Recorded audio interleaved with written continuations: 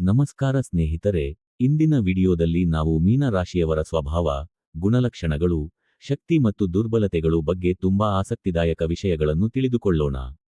ಜ್ಯೋತಿಷ್ಯ ಶಾಸ್ತ್ರದಲ್ಲಿ ಮೀನ ರಾಶಿ 12ನೇ ಮತ್ತು ಕೊನೆಯ ರಾಶಿಯಾಗಿದ್ದು, ಇದರ ಅಧಿಪತಿ ಗ್ರಹ ಗುರು. ಈ ರಾಶಿಯವರು ಸಾಮಾನ್ಯವಾಗಿ ತುಂಬಾ ಮೃದು ಮನಸ್ಸಿನವರು, ದಯಾಳು ಸ್ವಭಾವದವರು ಮತ್ತು ಭಾವನಾತ್ಮಕವಾಗಿ ಹೆಚ್ಚು ಆಳವಾದವರು. ಮೀನ ರಾಶಿಯವರ ಮೊದಲ ವಿಶೇಷ ಗುಣವೆಂದರೆ ಅವರ ಸಹಾನುಭೂತಿ.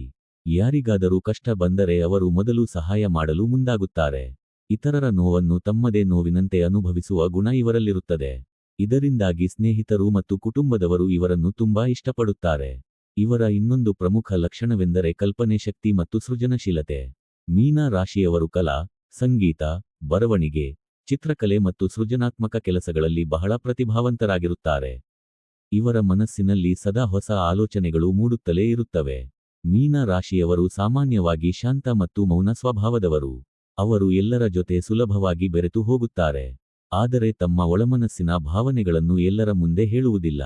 ಕೆಲವೊಮ್ಮೆ ಹೊರಗೆ ನಗುತ್ತಾ ಕಾಣಿಸಿಕೊಂಡರೂ ಒಳಗೆ ಹಲವು ವಿಚಾರಗಳನ್ನು ಯೋಚಿಸುತ್ತಿರುತ್ತಾರೆ. ಇವರ ಹೃದಯ ತುಂಬಾ ಮೃದುವಾಗಿರುವುದರಿಂದ ಕೆಲವರು ಇವರನ್ನು ಸುಲಭವಾಗಿ ಬಳಸಿಕೊಳ್ಳುವ ಸಾಧ್ಯತೆ ಇರುತ್ತದೆ. ಇದುವೇ ಇವರ ಒಂದು ದುರ್ಬಲತೆಯೂ ಆಗಿದೆ. ಅತಿಯಾಗಿ ನಂಬಿಕೆ ಇಡುವ ಸ್ವಭಾವದಿಂದ ಕೆಲವೊಮ್ಮೆ ಮೋಸವಾಗಬಹುದು. ಮೀನ ರಾಶಿಯವರು ಪ್ರೀತಿಯಲ್ಲಿ ತುಂಬಾ ನಿಷ್ಠಾವಂತರು. ಒಮ್ಮೆ ಯಾರನ್ನಾದರೂ ಮನಸ್ಸಿನಿಂದ ಪ್ರೀತಿಸಿದರೆ ಅವರನ್ನು ಎಂದಿಗೂ ಬಿಡುವುದಿಲ್ಲ. ಸಂಬಂಧಗಳಿಗೆ ತುಂಬಾ ಮೌಲ್ಯ ನೀಡುತ್ತಾರೆ.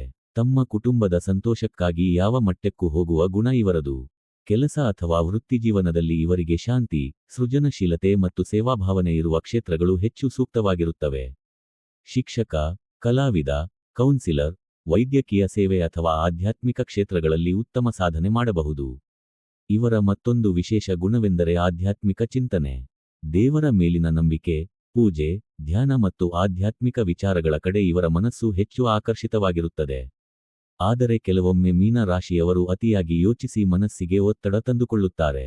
ಸಣ್ಣ ವಿಷಯವನ್ನು ದೊಡ್ಡದಾಗಿ ತೆಗೆದುಕೊಳ್ಳುವ ಸ್ವಭಾವದಿಂದ ಬೇಗ ಮನನೊಂದುಕೊಳ್ಳಬಹುದು. ಒಟ್ಟಾರೆ ನೋಡಿದರೆ, ಮೀನ ರಾಶಿಯವರು ತುಂಬಾ ಒಳ್ಳೆಯ ಮನಸ್ಸಿನವರು, ಪ್ರೀತಿಯವರು, ಸಹಾಯ ಮಾಡುವವರು ಮತ್ತು ಭಾವನಾತ್ಮಕವಾಗಿ ತುಂಬಾ ಗಾಢವಾದವರು. ಸ್ನೇಹಿತರೆ, ನಿಮಗೆ ಈ ಮೀನ ರಾಶಿಯ ಗುಣಲಕ್ಷಣಗಳು ಸರಿಹೊಂದಿದೆಯೇ ಅನಿಸಿದರೆ ಕಾಮೆಂಟ್ನಲ್ಲಿ ತಿಳಿಸಿ.